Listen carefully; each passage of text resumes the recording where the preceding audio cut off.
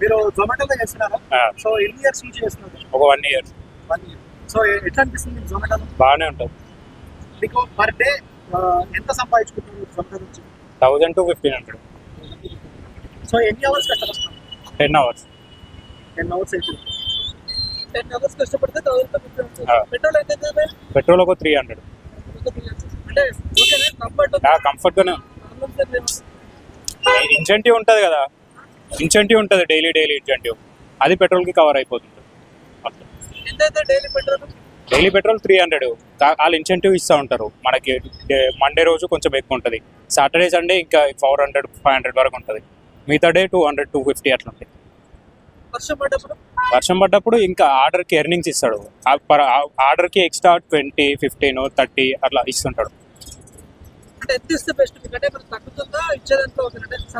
వర్షం హెవీ వర్షం ఉంటుంది నైట్ లో